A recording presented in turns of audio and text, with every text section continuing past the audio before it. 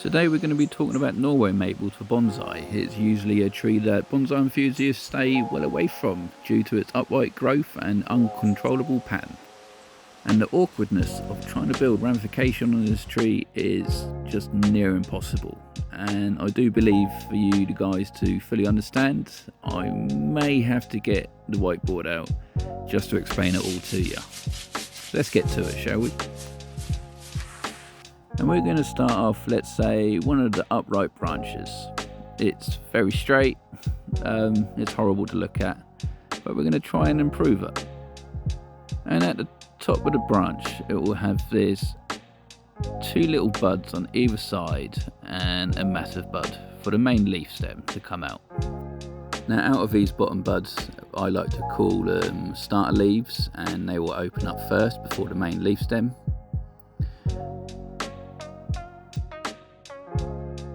And then at the top, you'll get a few leaf stems growing with some massive leaves. Sometimes it's 2 or 3 leaf stems. I've known it to be 5 or 6, and the leaves end up being absolutely huge. And a lot of people think that we can just cut them off, leaving the leaf stem to reduce the leaf size. It can happen, but it's not always the case. I have seen the leaves grow back even bigger. So we're going to wipe this off and start again.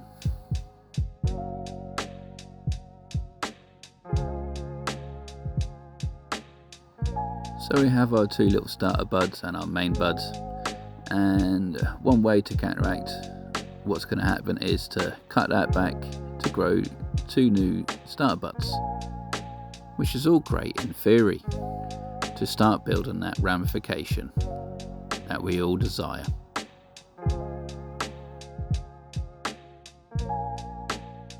So let's quickly wipe that off and start again. And what's really going to happen is you're going to get your leaf stems popping out, which is normal. There's some overly large leaves. I know I'm drawing them small, but they're large. But what you'd actually get on the Norway maple is one branch starting to grow from the starter bud and not on the other side, defeating the purpose. Well, in other trees such as the Japanese maple, if you used to do this hard cut back, you was guaranteed to get 2 growing back, being able to develop your ramification in the desired area. And what would actually happen on a Norway maple, most of the time you end up with this jagged growth from every cutback that you do. And that's not what we want when we're trying to grow ramification. So what we'd have to do to counter that is to cut back harder. So we've got our jagged growth, and we're going to cut back here, and what it will do is grow these little starter buds again. And then they then sprout out as normal, and you're getting your hopes up, and before you know it, there's just one growth and none at the bottom. So you've ended up with jagged growth in the other direction. So Norway maple is constant trial and error. And it makes you wonder why I would even bother with this tree. And it's simple.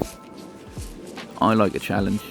When I got this tree, I knew it was going to be a challenge, and it's just something that I want to keep on persisting with. And it's probably the best Norway maple I've ever seen, and I've seen a lot of them.